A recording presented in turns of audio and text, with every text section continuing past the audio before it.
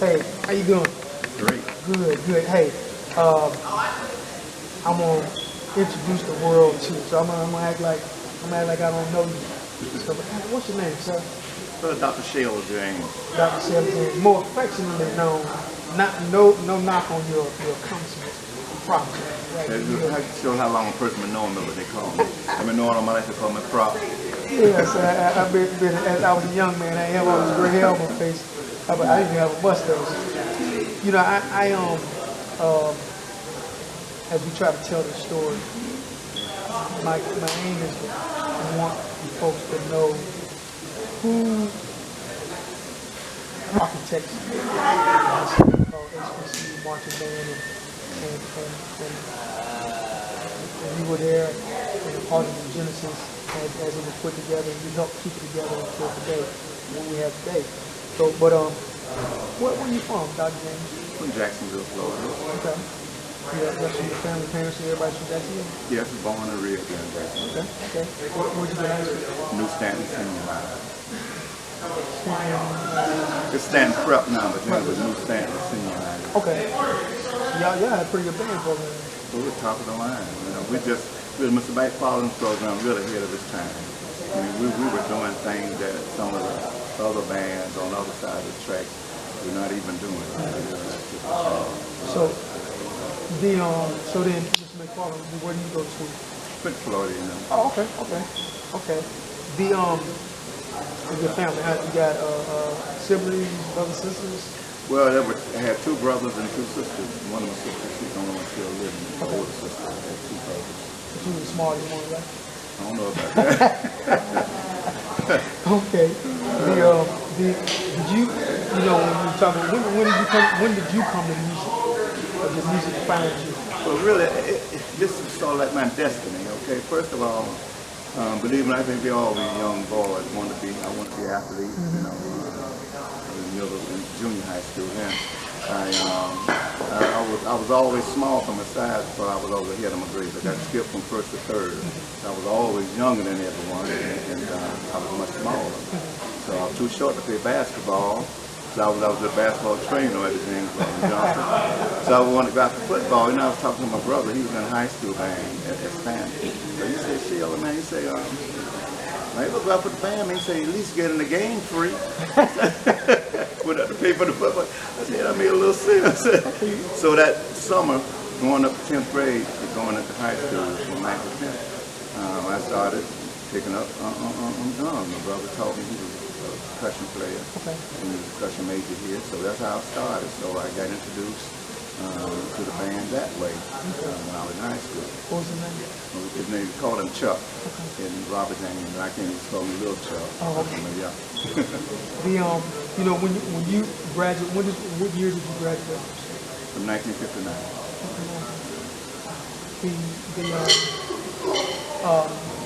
What was it like? What was the climate? Climate like socially?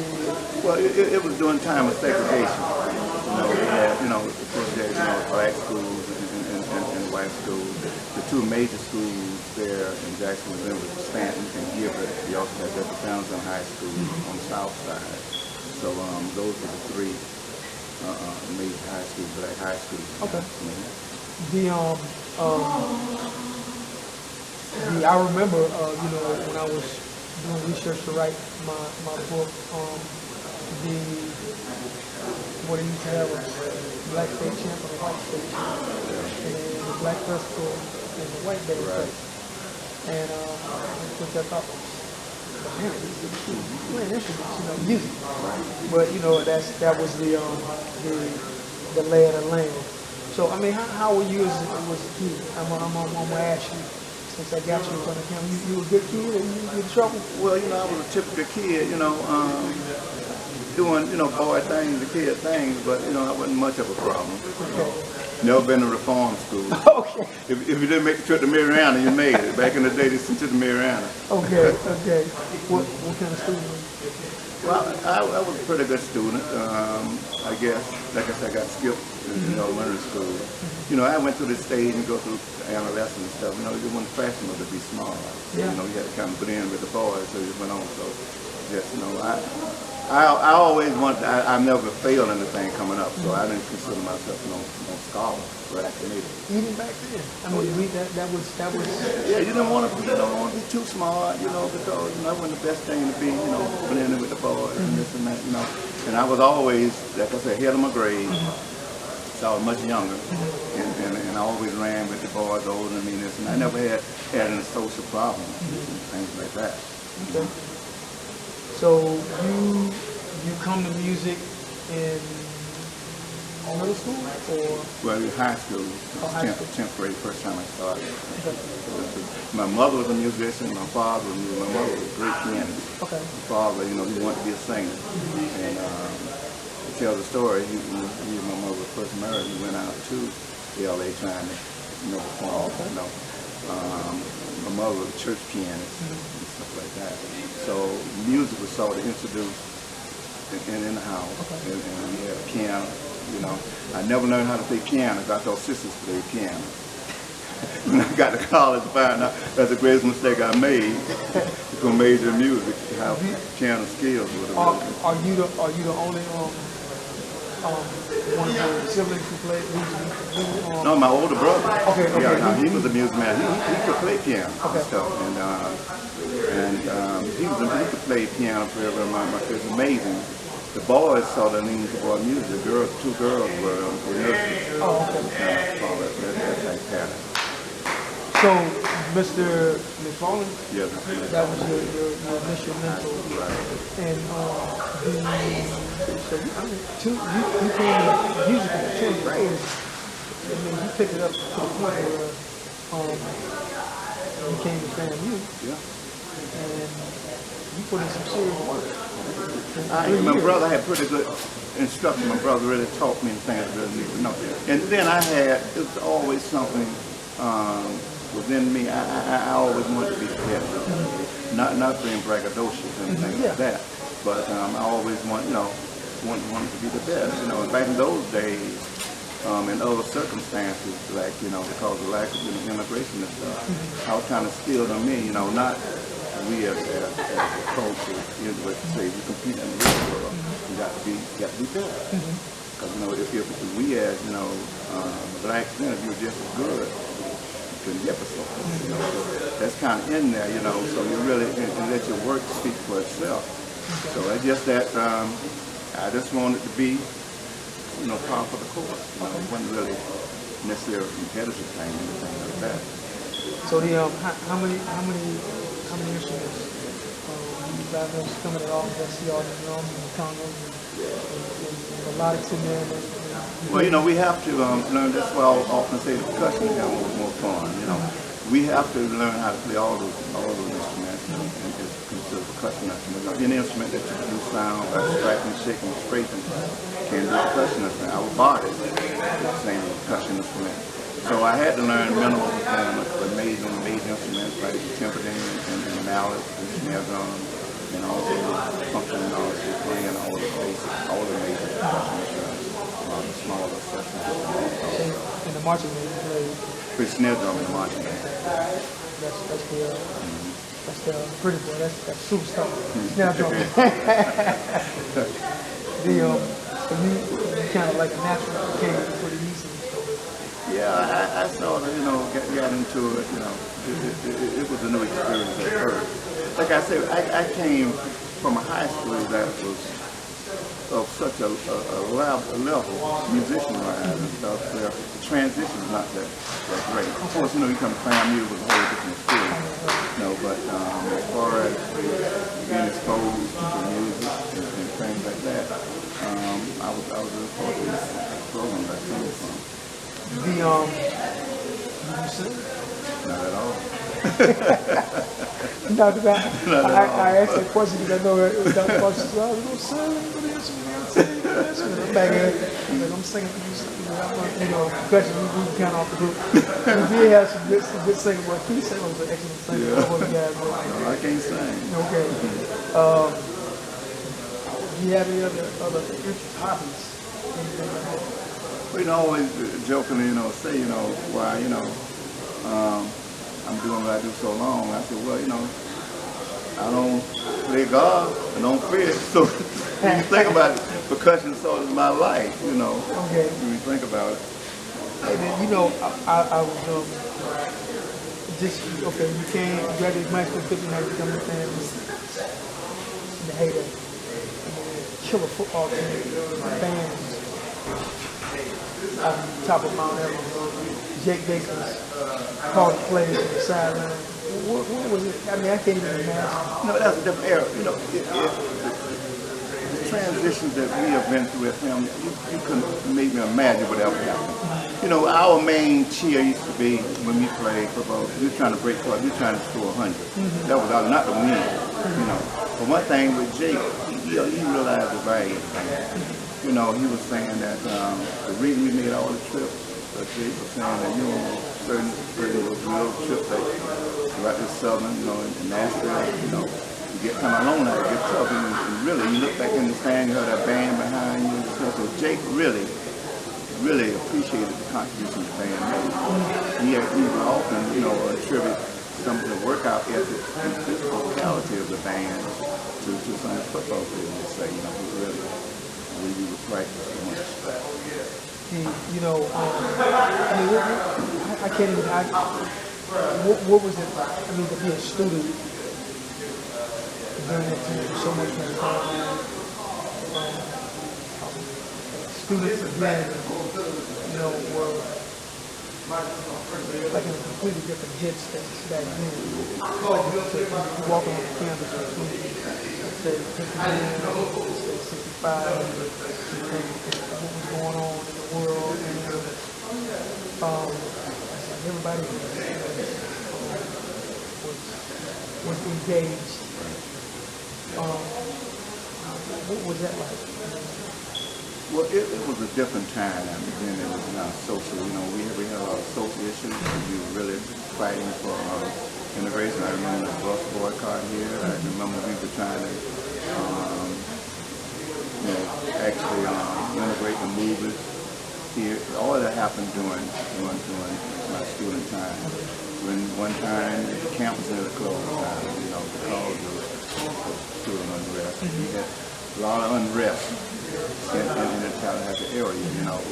They are known for, you know, that this bus, a lot of social issues that went on during that particular time. But it was, you know, time, you know, that was the time. And we were really, and you came to college then with a different goal, you know. Only money you had then was out of the scholarship because of the national defense loan.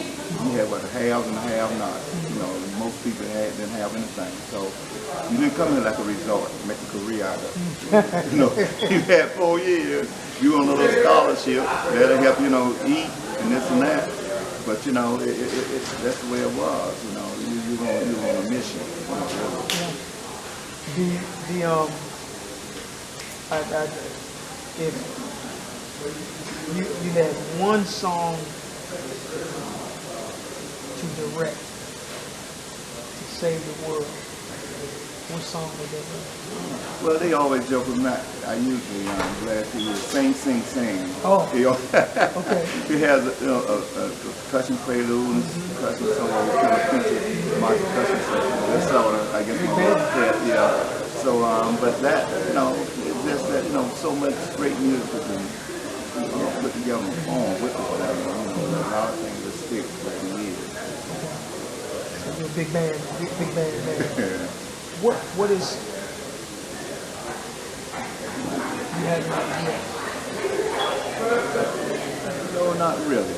You know, like I said, I think it was my destiny. Pretty much that's how I got into music in high school. Okay, when I came to FAMU, I had a plan to be a music major. I wanted to major in social work. I always like helping people, working with people. So when I auditioned from Florida, you know, he said, you got to go to my major. I told him, you know, social. So he said, you ever thought about music? You know, so I said, well, no, I hadn't really thought about it, you know, but you know, tried to put it, and I said, well, I'll give it a try. So I thought I'd try it, see how I like it. So that's how I really got into music at FAMU as a major.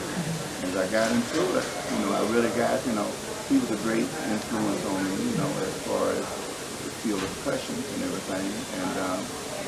And then when I graduated, it's so ironic, he had taken off to go to school, so the position was open. I never, in my wildest imagination, thought I would be working at FAMU. Dr. Prof just called me. In fact, I was working down in Wakulla County. So we was in the beginning teachers. So we had a phone call. Wow, I thought something had happened. Coming to an office to get the call, and the doctor. So he had tracked me down. He was checking that and found out where I was. So I told him what it was. So he said, he asked me if I signed a contract. I said, no. He said, well, don't sign it. Come by and see him after I leave school.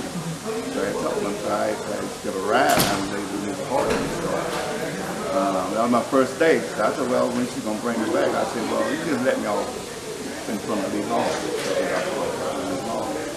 So I went to talk to him, so he offered me the job. That's how I got it. It was nothing that I didn't apply for it. I didn't realize, but I guess he saw something in me that he really, admired and really wanted to make a contribution to the program here. And that's how it all really started. I can't go to Wakulla and say your name. Oh, no, no. A guy named Pugh, he came out and he said, well, your name, like he said, Prince didn't know he knew it. You made an example. He had that music teacher down here. He just didn't come back. He didn't call, he just didn't come back. My name was not the most popular name down there. Oh, see, what is your greatest achievement? Well, really, my greatest achievement is really, I would say, the students that I have touched over the years. It's just that not only music, but companionship, love, and different things that really reach out and help students. I've seen students develop, really. And some of my students have gone successful and I have. And that's really, that's a joy. I guess why I continue to do what I do, because that's what I enjoy doing.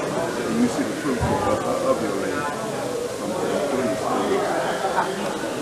So, when we talk about the HBC, how has that experience of you being involved in those machines called the HBC how has that impacted you, and how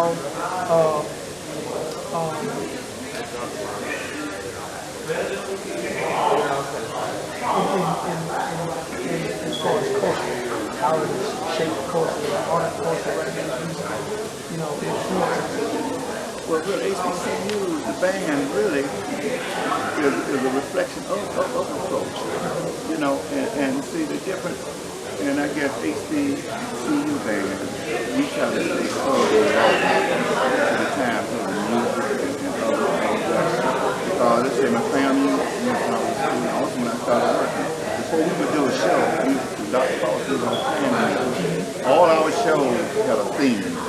A lot of times, themes, current issues and events during that particular time. Right. So we went out there just doing, hodgepodge type. So the theme and the story behind the show, and really culturally, even go back to high school, music has saved a lot of our students. I know a lot of my personal friends, we got to high school to talk about it.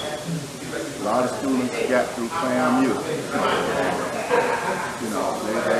We would joke sometimes that those band, those real guys, after they leave the class, say around 12, 1 o'clock at night,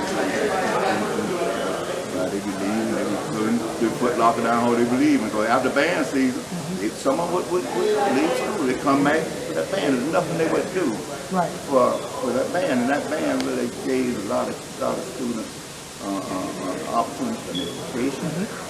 You learn life skills, and I always say, the band, especially FAMU, it's a conglomeration, of microcosm of the real world. Right. We have everything you want in the real world is in this band. You know, so you really learn how to work with all different types of people. You know, share experiences. It really teaches you how to become a manager for the real world. So I think it's something that really. I'm gonna say this. I'm gonna say confession is good for the soul. I'm gonna confess. You wanted to be a social worker. I think you got sad because the same skill set that you would have used as a social worker is right upstairs on the table. Right. You can't imagine how many lives you saved. You saved. And you gave me a chance. I can't even think you gave me I seen the band, but I didn't see the band.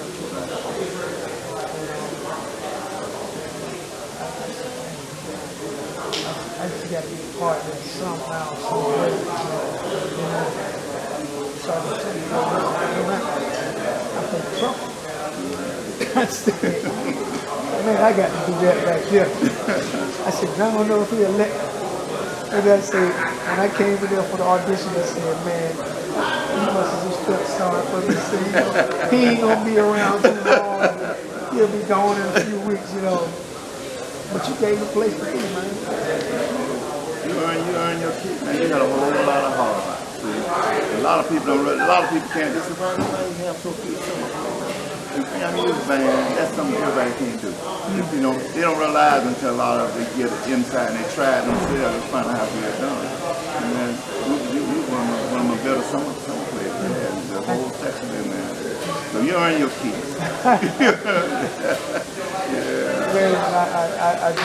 I guess this is something that, you know, we talk all the time. I understand talk, but got you on the table.